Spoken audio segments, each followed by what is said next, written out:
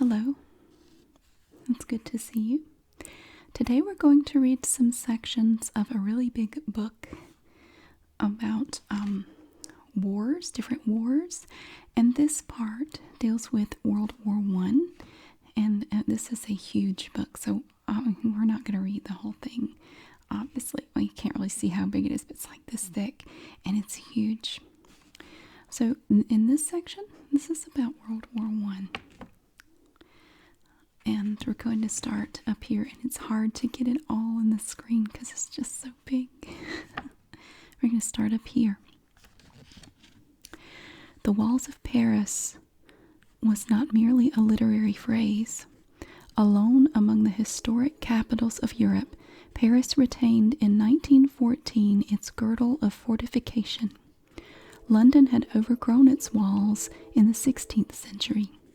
Vienna's had been razed to the ground in the 1850s in order that revolutionaries should never again hold the city against the emperor. Berlin's had been buried in the enormous building boom which followed its elevation to imperial status in 1871. Rome's had never been restored since their breaching by Victor Emmanuel's soldiers in 1870. Paris, besieged in 1870 by the invading Prussians, had been judged by successive French governments to be too tempting and too vulnerable a target, and the walls had been allowed to remain. For Paris, strategically as much as politically and culturally, was France. All roads, all railroads, led to it. He who held the capital held the country. And if I pronounce any of these cities or names wrong, I'm sorry. Schlieffen had been aware of the central significance of Paris throughout the years of work on his plan. He accepted from the first that his decisive battle would have to be fought near it, but he could not decide what to do about the obstacle that it presented. He knew that in a crisis its garrisons would come out to fight beside the French field army unless there was some way of confining it within the walls. His first idea, therefore, was to allot extra troops to the marching mass of his great wheel, whose task would be to invest the city. That's what it says, invest. Try as he might, however, he could not find a surplus of troops to undertake it. The imperial parliament was reluctant to vote funds to raise yet more men, but even if they could have been persuaded to do so, Schlieffen found that however hard he stared at the map of France, there was simply no way of accommodating the extra troops in the wheel. There were just not enough roads. The whole road network of Belgium and northern France was required solely to move the armies of the Great Wheel. For the moment, Paris would have to be left uninvested. This had, however, raised another difficulty which Schlieffen had tinkered with, failed to solve, and finally bequeathed to its successors without disclosing the threat it offered to the great plan's success. It was General Alexander von Kluck, commanding the German First Army at the beginning of September, who had to grapple with the consequences. Paris was dead ahead of his line of advance. The Second Army, commanded by Bülow, was keeping static to his right. On 31st August, they crossed the River Aisne and were now approaching the Marne, the last major water obstacle on the route to Paris. Kluck was following the retreat of the British Expeditionary Force. These pages are really crinkly. I think this book got wet at some point, so I'm sorry if it makes a loud noise. Sorry.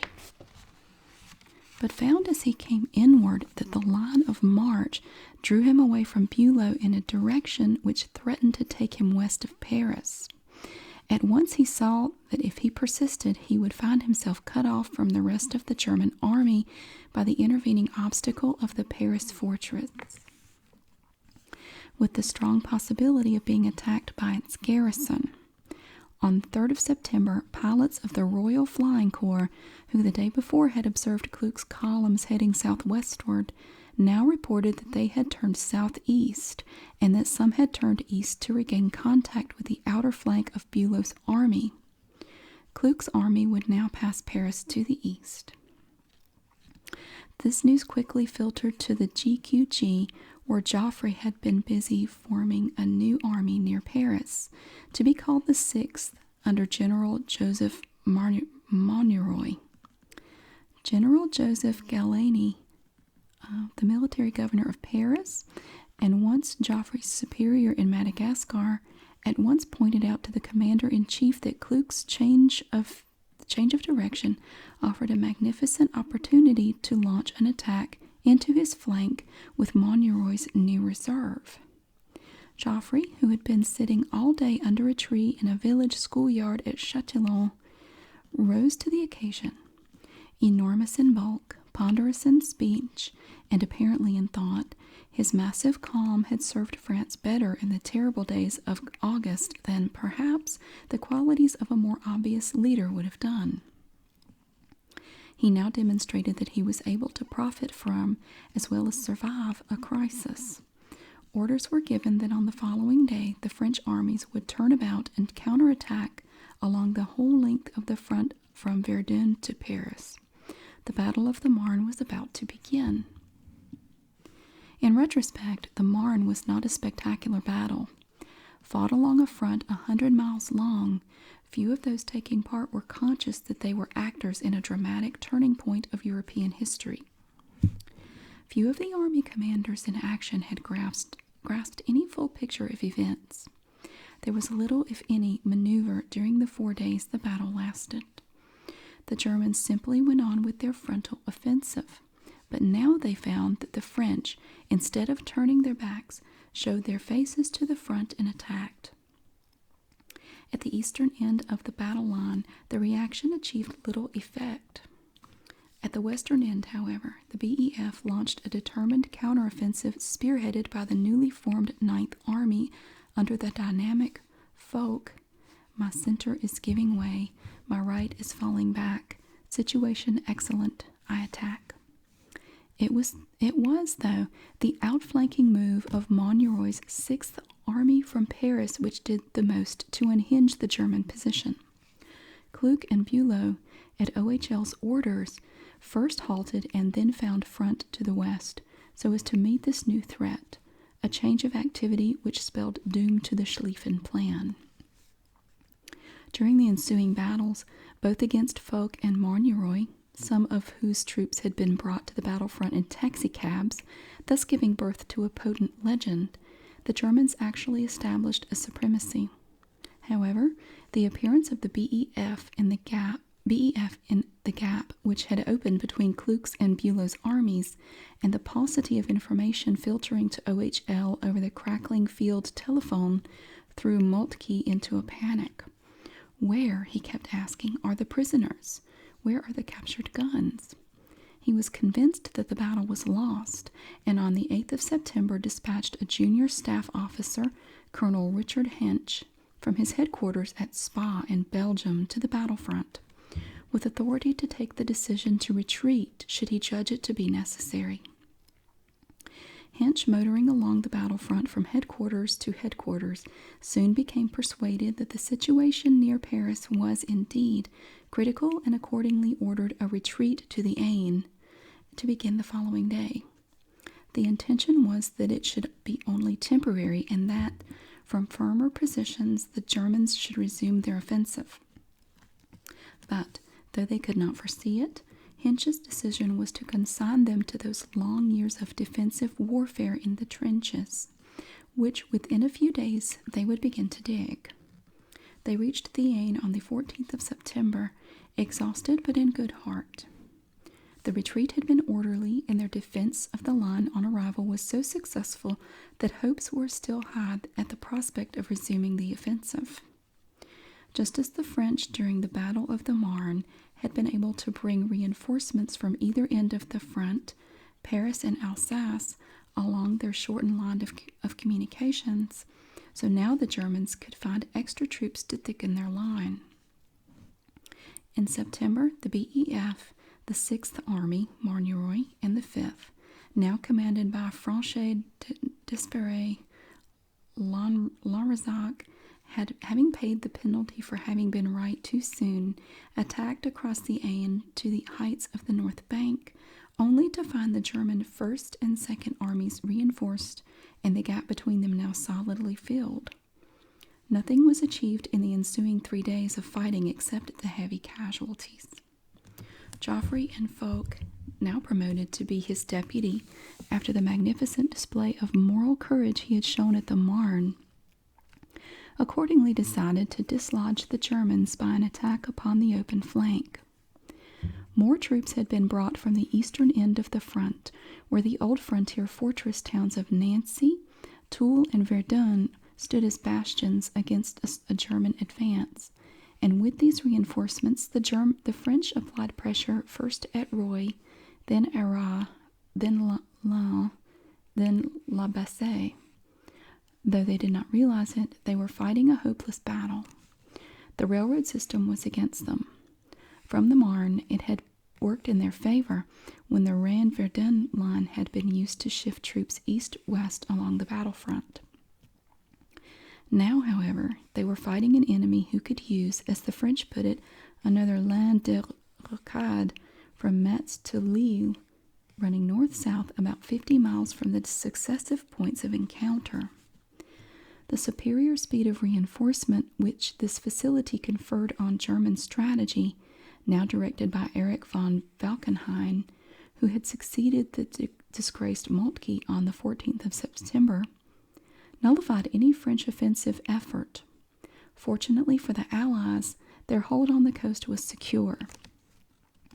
British reinforcements landed at Ostend in late September, and the Belgian army, which had fallen back from Antwerp to join them, held the little river Yser, which runs through the wet coastal plain of Flanders to the sea at Nacupat. In between, however, lay the small city of Ypres, offering, as it seemed, a last chance to break through into the German rear area. The BEF, transferred from the Aisne to La Bassée by rail on the 10th of October, and having seen little action on the Marne, was still in fine fighting fettle. They at once began to push forward and, quite by accident, encountered an equal and opposite reaction. For the Germans had, in the nick of time, managed to form those new divisions for which Schlieffen had searched in vain during the days when he was designing his master plan. Raised from students of all ages who had volunteered at the outbreak of war, they comprised 6 new corps, the 12th to the 27th, and add to the 37 1 to 21 guard, 1st to 21st Guard, 1st to 3rd Bavaria, and 12 Reserve Corps.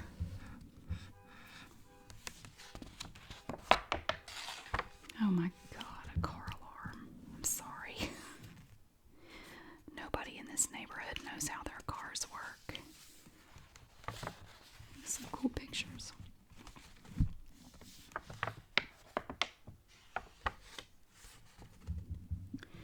Already in existence. Inspired by the ideals of youth and patriotism, these young men came up against the British at Ypres on the 20th of October. It was indeed a dreadful baptism of fire.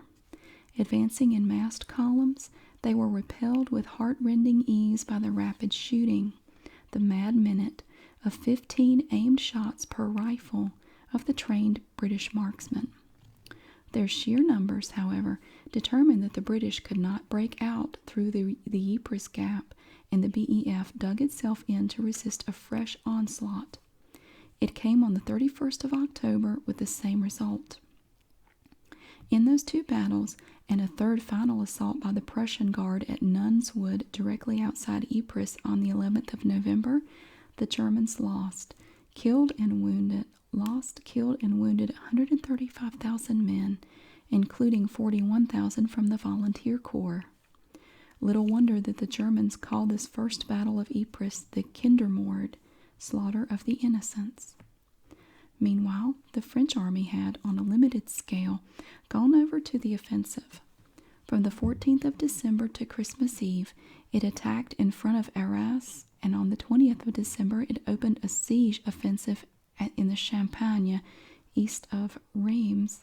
its pre-war training area, and destined to be the scene of continuous trench warfare throughout the war. There were limited offensives at other points, all also destined to become familiar names in the communiques: the Argonne, a wet, wooded sector north of Verdun, les Esparges east of the city, Saint-Mihiel further south, where a German salient interrupted a vital military line, and the mountains of the Vosges, where French chasseurs alpins and the German Jäger battled it out for possession of crests and peaks. Like the Hartmann-Weiler-Kopf Levée Armand of jealously loved significance. Little effect was made on the increasingly dense structure of the French line, now continuous from Nieuport on the North Sea to Switzerland. Both sides had exhausted their pre-war reserves of ammunition. Neither had really large reserves of artillery with which to batter an entrance into the entrenchments.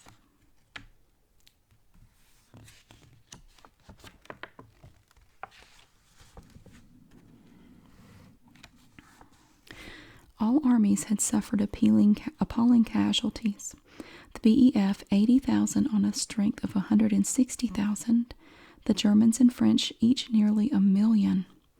In the British and German armies, Christmas 1914 brought on a mood of war weariness and reconciliation. Neither side had yet any real reason to inflict hurt on the other, and at dawn on Christmas Day, British soldiers in the lines around Ypres were roused by the sound of carols sung across no man's land and the sight of candle-decked Christmas trees rising over the parapets. Behind them appeared the figures of German soldiers who, in a steady stream, made their way to the halfway line, calling out Christmas greetings and offering schnapps and cigars. They were shortly joined by friendly partners from the British side, and by noon, the whole of the British front had given itself over to fraternization. I saw some pictures of that. In some places, the Christmas truce lasted for nearly a week, and it took the intervention of British headquarters to bring it to an end, to the regret of ordinary soldiers in both armies. No such truce, however, had broken out on the French front. Even if the Germans had wished to offer it, the French army was in no mood to respond. Besides their own losses, there were other reasons for which they could not forgive the invaders: the destruction of much that was beautiful and historic in their country, the occupation of an eighth of the national territory, including the most heavily industrialized regions, the imposition of military government on the population of the occupied areas, and, above all, the obvious threat of a renewed offensive against Paris which the German presence held out. Far from wishing to fraternize, therefore, the French army sought to repay in kind what it had suffered, but as yet it had not the means to do so. Asked to decide his strategy by the politicians in meetings of the War Cabinet, Joffre, impenetrable and incommunicative as ever, replied, "Je les grignote. I am nibbling the Germans to death." With his reserves of men and munitions exhausted, he could do no more. But with the approaching of spring, prospects of renewing the offensive brightened. The colonial garrisons yielded an important increment of men, augmented by the tightened screw of the conscription machine. The universities and the Grande École offered a source of replacement for the casualties among regular officers. The cadets of Saint-Cyr, commissioned on the steps of Madame de Maintenon's Academy for Young Ladies on the 1st of August 1914, swore on oath to meet the enemy in their white gloves and egret feathers of their ceremonial uniforms. All had done so, and most had paid the price. Their places would be taken by students of Sciences Po and the École Normale, who in peace made a cult of their non-military attitude of life. Most important of all, the factories of America, fueled by the gold reserves which patriotic loan subscriptions had coaxed from the safe deposits of the French bourgeoisie, had begun to tool up for war production and were beginning to make good the vast expenditure of artillery ammunition which the Battle of the Frontiers, the Marne, and the Aisne had imposed on the French army. In May, therefore, Joffre was able to issue detailed orders for a great offensive, whose objects were nothing less than the recovery of the national territory. The map provided a suggestion as to how that might be achieved. On it, the German line described a horizontal S about 450 miles long, one end in the sea, the other touching Switzerland near Basel. At its southern end, high broken country made the line unsuitable for offensive operators. At the other, where the Belgians had led the North Sea into the floodplains of the Yser,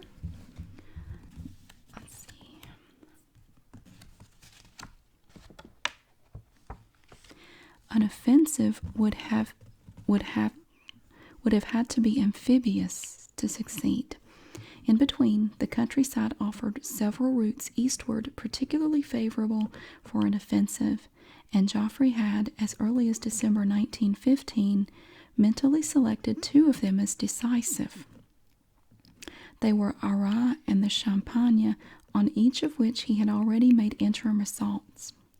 For May 1915, he planned a large-scale attack at Arras, designed to capture the key feature of Vimy Ridge, from which he could look down into the German positions in the plain of Douai. He had assembled a new army, the 10th, a great stock of ammunition, and much heavy artillery. That army, despised before the war by French gunners, since it could not accompany the infantry in the field on the lighting attacks with which they planned to win the war, was now seen to be the key ingredient of successful strategy. Arsenals and forts had been stripped of every heavy gun, new or old, that could be found. The collection, often more suited to a museum than for action at the front, was fitted with wheels and carriages in order that it would be able to add its weight to the shoals of 75mm field guns which, against trenches and barbed wire, were proving of little use. On the 9th of May, the 10th Army attacked. Among its formations was the 33rd Corps, commanded by General Henri-Philippe Pétain, and composed largely of white regulars of the colonial army, hardy and experienced soldiers. Their target was the church which crowned the summit of the ridge, Notre Dame de Lorette, and within 2 hours of attacking, they had penetrated 2.5 miles into the German lines and seized the crest. 5 days of preliminary bombardment, however, had so cut up the ground that 10th Army's reserves, positioned in any case too far from the front, could not reach the first assailants before they were counterattacked. Once they were under attack, the prospects of deepening the break-in disappeared. The divisions on either side of the 33rd Corps had done less well, reporting slow progress in what came to be called the labyrinth. All up and down the western front, however, the pattern was the same. The trench system was being transformed, of necessity, into a labyrinth. Official policy on both sides was for a simple layout of entrenchments. A front line, traversed, dug in right-angled zigzag paths to prevent an enemy who entered at one point firing down the length of the trench. A support line, 200 or 300 yards behind, perhaps a reserve line, further back still, and the whole connected transversely by communication trenches, also traversed, which led from the rear to the front trench. Trenches were dug at least 6 feet deep. The Germans, whose strategy was defensive in the west, furnishing theirs with deep dugouts excavated under the parapet, which went down to a depth of perhaps 20 or 30 feet. On the Allied side, the dugouts were shallower, due to the fact that both the British and French armies made it their official policy to declare trench positions temporary, Allied strategy being offensive. In practice, these official pronouncements of dogma were often ignored. Tactically, both sides were offensive at many places up and down the front. Local attacks to capture a piece of high ground, or to iron out an awkward angle meant that small sections of trench constantly changed hands, and others were hastily dug to protect sections threatened by change of ownership. The result was the growth of a maze of trenches, old and new, which to an attacker who inadvertently found himself trapped behind enemy lines presented a puzzle almost impossible to solve, and made his task of finding his way out into open country an increasingly difficult one. Never was this more clearly demonstrated than at Ypres, where, some time before Joffre's attack at Vimy Ridge, the Germans had employed a new weapon to attempt the capture of the cornerstone of the Flanders position from the British. On the 22nd of April, both they and the French, whose line abutted on the right, noticed about 1700 hours a curious blue-white mist rising from the parapet of the German trenches and drifting toward them. When it reached their wire, the sentries began to cough and choke. As it passed the parapet, it sank into the trench, and soon, almost everywhere, French and British soldiers were streaming to the rear, tearing at their collars and gasping for breath. The mist was xylyl bromide, a tear gas borne by a light evening breeze, behind which the Germans advanced to capture their prize. It was not, however, the first time that gas had been used. That occasion was at Bolamo in January 1915, when the Germans had experimented against the Russians. However, the Ypres attack was certainly far more spectacular and threatened devastating results. For on a 4-mile front, directly in front of the city, on the evening of the 22nd of April, there were no Allied defenses at all. Just before the Germans reached it, however, and after the gas had dispersed, Plumer, the British commander, was able to scrape together some reserves and race them out to the threatened sector. Due to the fact that it had been fought over in the autumn of 1914, they found old abandoned trenches everywhere. They hastily improved and connected stretches with their entrenching tools and, when the German assaulting columns appeared, drove them off with rapid rifle fire. The essential terms of the equation of trench warfare had by now been determined. Wire and trenches required the attacker to use heavy artillery to forge a way for his infantry. Heavy artillery, always in short supply, had to be brought from a distance, and its arrival was difficult to disguise. Even when emplaced, its use imposed a dilemma. If employed at the last moment, simply to break gaps in the wire, it might not do enough damage to get the infantry into the enemy's positions.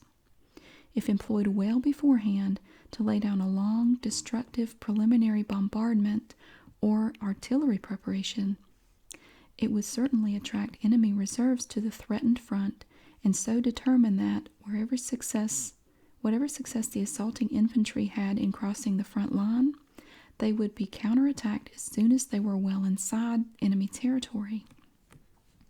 Neither in a short nor in a long bombardment could the artillery ensure the neutralization of the most powerful killing agent on the defending front, the medium machine gun. And the first accurate hits on the machine gun nests could not be guaranteed. In the second, the machine guns were simply taken by their crews into the dugouts, safe from shelling, until the moment came to race up the steps when the bombardment lifted to let the attacking infantry through. For the next 2.5 years, therefore, all trench-to-trench offensives were to lurch uneasily between hoped-for surprise and assured destruction, until new technical means were at last found to make surprise once again a feasible stratagem. In the meantime, the troops at the front began to invent or resurrect a whole array of devices adapted particularly to low-level trench fighting. The Germans, impressed by Russian and Japanese experience in the War of 1904 to 1905, already had a number of useful devices, like flare pistols, grenades, and trench mortars. There were no such things for the British and French, but they soon improvised. Grenades were made from jam tins, mortars from steel piping. There was a short-lived fashion for grenade-throwing catapults, which resembled Roman siege engines, and a great deal of ingenuity given to the design of periscopes, wire grappling and cutting devices, and even body armor. The steel helmet, to be universal, except in the Russian army by 1916, was still under development and attracted the opposition of many traditionally minded officers. This is going to be our last paragraph. Neutral colored clothing had been adopted everywhere by early 1915. The Germans and the British were already in a camouflage color. The Belgians in black and the French in blue coats and scarlet trousers made conspicuous targets, even against the background of the trenches, and both quickly changed. The former to khaki, the latter to a bright horizon blue, which muddied itself to an indeterminate gray in the front line. There's a little, maybe it's part of a song up here. These are the men of the 2nd Battalion, the Royal Scots Fusiliers, in the trenches at La Boutillière, winter of 1914 to 1915. Carry me back to dear old Blighty. Put me on the train to London town. Take me over there. Drop me anywhere. Liverpool, Leeds, or Manchester. Thank you so much for watching and listening to this little section of this book on World Wars. I hope that you enjoyed it. I thought it'd be nice to read something a little different. If you would like to hear more, just let me know. This covers more than just World War I, obviously. So if you'd like to hear more, just let me know and I'll see what I can do. Thank you so much.